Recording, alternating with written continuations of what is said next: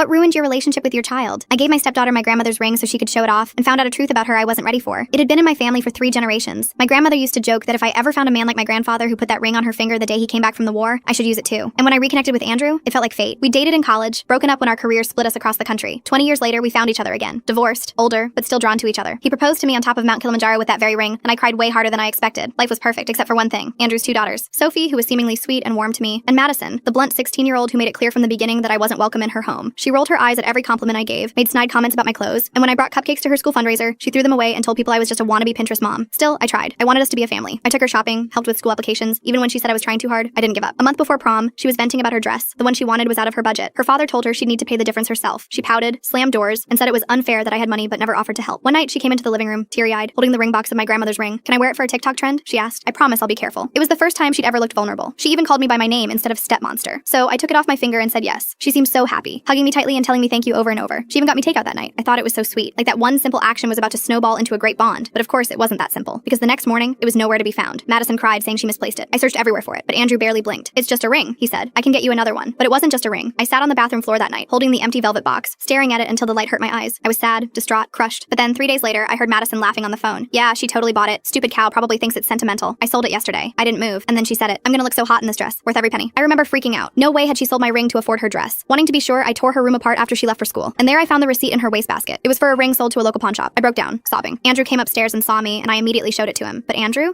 just sighed. "She's just a kid. She stole from me in the past. She didn't mean to." Yes, she did. We argued for an hour until I realized he wouldn't help, so I went to the pawn shop alone. The guy remembered her, said she called herself Madison Delancey. He handed me the transaction receipt and told me the ring was already gone. Sold. Nothing he could do unless it was reported stolen. I nodded, thanked him, and left. That's when my plan began. I went to the boutique where Madison's dress was being altered, told them I was there to pick it up, used her full name and order number. The clerk didn't even question it, handed it over in a garment bag. I brought it home, hung it neatly in the closet. Then I called the school and volunteered to chaperone prom. Said I was a step-parent, had event experience, happy to help. They were thrilled. The day before prom, Madison tore through the house, screaming, cursing. "Where's my dress?" She turned the place upside down, thinking someone had stolen it. Had a meltdown so loud the neighbors peeked out. In the end, she had to buy one off the rack. It didn't fit quite right, bunched in some places, loose in others. Still, she tried to carry herself like a queen. But then prom night came. I showed up an hour early, name on the chaperone list, hair done, heels on, and walked in wearing her dress. The same dress she'd bought with the money from my grandmother's ring. I stood by the punch table, greeting kids with a smile. When Madison walked in and saw me, she froze. The color drained from her face. Her friends whispered. She looked down at her ill-fitting backup and turned away. I didn't say a word, just smiled. It wasn't about the dress. It wasn't even about the ring anymore. It was about how if you try to humiliate someone who only ever wanted to love you, eventually, you learn what it feels like to lose. Only I wasn't done teaching her a lesson just yet. The full story where Madison goes crazy is on my channel and linked below.